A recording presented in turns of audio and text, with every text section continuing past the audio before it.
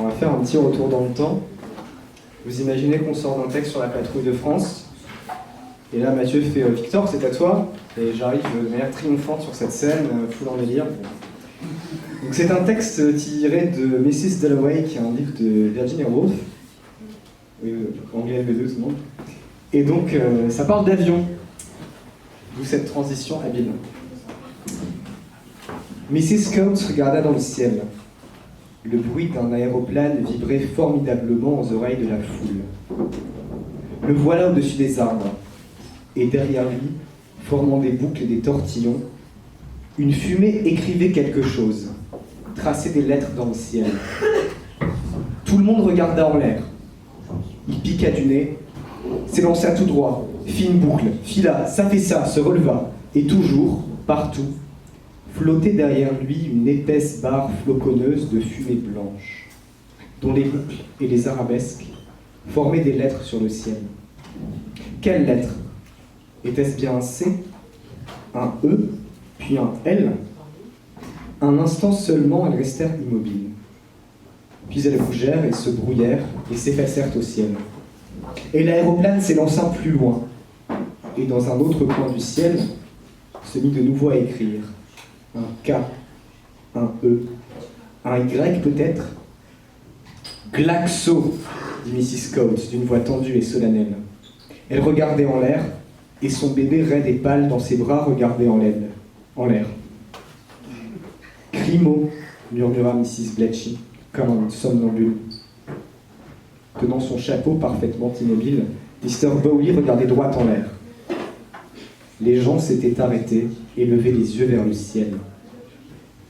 Tandis qu'ils regardaient, le monde entier faisait silence, et un vol de mouettes traversa le ciel.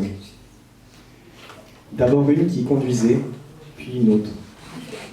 Et dans cet extraordinaire silence, dans cette paix, cette pâleur, cette pureté, les cloches sonnèrent 11 fois. Et le son s'éteignit là-haut parmi les mouettes.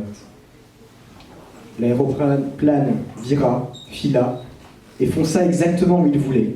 Vif, leste comme un patineur. C'est un E, dit Mrs. Bletchley. Ou un danseur? C'est Toffee, murmura Mr. Bowley. Et la voiture passa les portes et personne ne la regarda. Puis arrêtant sa fumée, il s'élança plus loin encore, et la fumée se dissipa et se joignit aux larges formes blanches des nuages. Il était parti. Derrière les nuages, plus de bruit. Les nuages auxquels les lettres E, G, ou peut-être L s'étaient jointes, s'avançaient librement, chargés, semblait-il, dans leur traversée d'ouest en est, d'une mission de la plus grande importance qui ne serait jamais révélée. Quels mots écrivait-il? Lucrezia, assise à côté de son mari, sur un banc, leva la tête. « Regarde, Septimus, regarde » cria-t-elle. « Tiens, » pensa Septimus, « et voilà qu'ils me font des signaux. » Pas en mots véritables, il ne pouvait pas encore comprendre leur langage, mais c'était assez clair cette beauté exquise.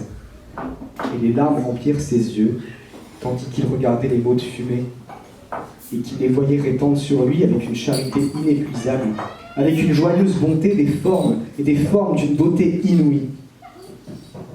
Et il n'aurait qu'à regarder toujours, et toujours, il lui prodiguerait pour rien de la beauté, plus de beauté encore. C'était des larmes qui coulaient sur ses joues. C'était Toffee. C'était une réclame. Pour du caramel, expliqua une nurse arédien. Ensemble, ils commencèrent à épeler. T, O, F, K, R, dit la nurse. Et Septimus l'entendit prononcer. K, R, tout près de son oreille, profondément, doucement, d'un accent moelleux. Et aussi avec une rudesse pareille à celle du cri des cigales qu'il chatouillait délicieusement et lui envoyait au cerveau des ondes sonores qui se brisaient en se choquant. Quelle merveilleuse découverte que la voix humaine dans certaines conditions atmosphériques, car il faut être scientifique, avant tout scientifique. Quelle merveilleuse découverte que la voix humaine puisse donner la vie aux arbres.